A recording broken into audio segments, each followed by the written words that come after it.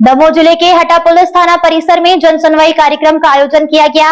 इस दौरान पुलिस अधीक्षक आनंद कलादगी की मौजूदगी में हटा अनुविभाग के विभिन्न थाना क्षेत्रों से जुड़े मामले की सुनवाई की गई। बड़ी संख्या में पहुंचे लोगों ने एसपी के सामने अपनी समस्याएं रखकर न्याय की गुहार लगाई। मंगलवार सुबह 11 बजे से आयोजित जन सुनवाई में कई गंभीर शिकायतें सामने आई हैं। शिवपुर गांव निवासी सरस्वती पटेल ने रनिया थाना क्षेत्र में बिजली लाइन कार्य के दौरान पति की मौत के बाद कोई कार्रवाई नहीं होने और बिजली विभाग से सहायता नहीं मिलने की शिकायत की है। वहीं हटा क्षेत्र के शिक्षकों ने सामूहिक आवेदन देकर स्कूलों और सार्वजनिक स्थलों के आसपास शराबखोरी रोकने तथा पुलिस गश्त बढ़ाने की मांग उठाई है। पुराना घाटी निवासी अहमद खान ने उनकी जमीन पर किसी अन्य व्यक्ति के नाम से क्रेडिट कार्ड जारी होने की भी जांच की मांग की है।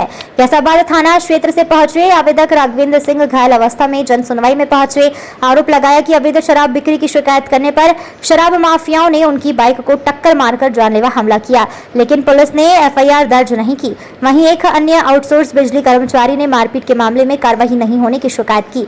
जन सुनवाई में कैसाबाद थाना क्षेत्र की कानून व्यवस्था और पुलिस कार्य प्रणाली को लेकर कई सवाल उठे। शिकायतें सुनने के बाद एसपी आनंद कलादगी ने मीडिया को बताया कि नवाचार के तहत थाना स्तर पर जन सुनवाई आयोजित की गई है, जिसमें लगभग 50 शिकायतें प्राप्त हुई है। कई मामलों का मौके पर ही निराकरण किया गया और बाकी मामलों की आगामी 15 दिनों तक मॉनिटरिंग करते हुए कार्रवाई की जाएगी।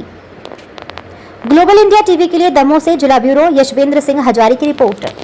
पहली बार हम लोगों ने एक नवाचार शुरू किया था। हर बार एसपी ऑफिस दमोह में मंगलवार जन सुनवाई की आयोजन होता था। इस बार हम लोगों ने एक नवाचार शुरू करते हुए अलग अलग सब डिवीजन में हम लोग जन सुनवाई में भाग लेने का प्लान किए थे। उसी के उपरांत हम लोगों ने आज थाना हटा पहुंच के यहाँ पे जन सुनवाई में हम लोगों का शिकायतों को वहाँ पे हम लोगों ने स्वयं सुने। लगभग यहाँ पे 50 से ज़्यादा शिकायत करते आए थे। इसमें पुराने एफआईआर को लेके, एफआईआर में कार्रवाई को लेके और उसके साथ ही साथ उसमें आधा से ज़्यादा ज़मीनी संबंधी विवाद पर कब्जा दिलाने का और ज़मीनी विवाद को लेके दोनों पार्टियों के बीच में विवाद होते रहे। इस टाइप की शिकायतें यहाँ पे आई थी और कुछ गुम इंसान की शिकायतें आई थी और कुछ एफआईआर संबंधी शिकायतें आई थी।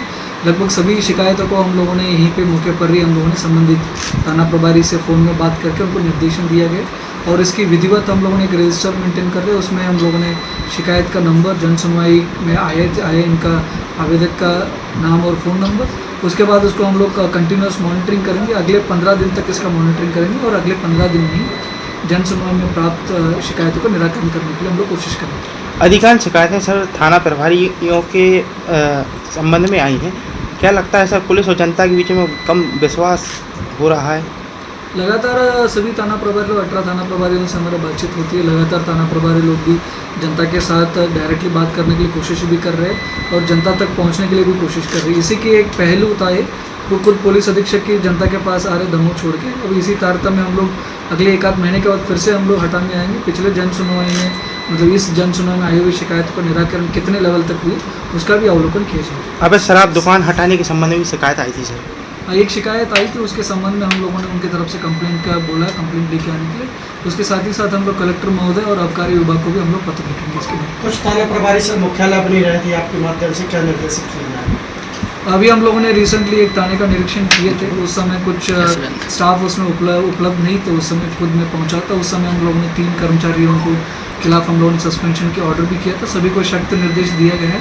वर्किंग आवर्स में मतलब पुलिस एक ऐसा काम है 24/7 की काम है। कभी भी फरियादी आती है थाने पे, उनको स्टाफ वहाँ पे उपलब्ध होना चाहिए और फरियादी को अटेंड करना चाहिए। ये निर्देश हम लोगों ने सभी थाना प्रभारी को दिए।